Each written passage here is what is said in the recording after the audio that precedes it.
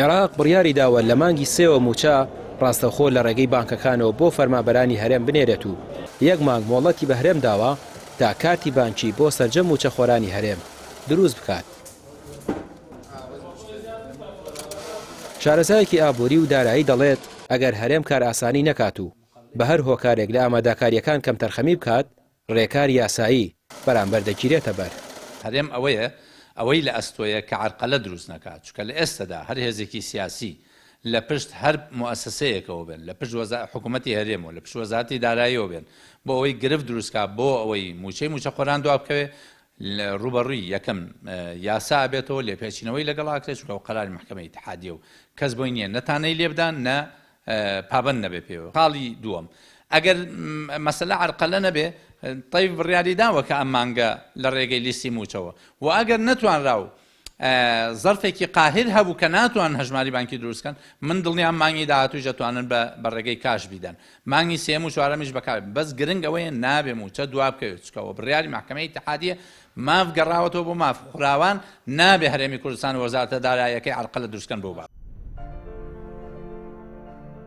حکومەتی هەرێم پرۆژەی هەژماری منی بۆ بە ئەلیکترۆنیکردنی موچەی موچەخۆرانی هەرێم دەست پێ کردووە و نزیکەی 200,000 فەرمانبەر لە هەولێر دهۆ کارتی بانکیان بۆ دروست کراوە، بەڵام هێشتا دیار نییە کە بەغدا ئەو پرۆژەیە قبول دەکات یان نا.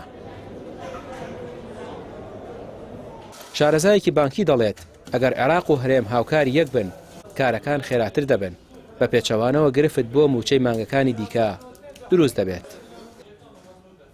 لەبەرەوەی جدین قەناعەتم بەوە هەیە کە ئەوان تیمێکی زۆر بەرفراوان دابنن بۆ دروستکردنی ئەو هەژمارانە، بەڵام لێرا خەلەلەکە لەلایەن حکوومەتی هەرێمی کوردستانەوە بێت. ئایا حکوومەتی هەرێمی کوردستان هاوکارە بێت؟ چونکە بیرمان نەچێ ئێمە لەمە ناو لیستی موچەی فەرمانبەرانی هەرێمی کوردستانە بندیوار هەیە، خانەنشینی نایاسایی هەیە کە بە لە دوانێکی وەزیری دارایی کە نزیکەی مانگێک لەم و پێشووتی کە من لە زاری خۆیەوتی تەنها لە سا دەی یعنی موچەی فەرمانبەران ناڕاستن لیستی موچەی فەرمانبەران، یعنی ئەگەر قسەکەی وەزیری دارایی ژوەر بگرین لە سەدا 10 ملیۆنێک و 255,000 فەرمانبەر 125,000 فەرمانبەرە کات کە ئەمەش کاتە مەبلەغێکیان بەڕەپارێکی زۆر گەورە یان ژمارێکی زۆر خەڵکی خەیاڵی یان بندیوار لەناو لیستی و موچەی فەرمانبەران هەیە.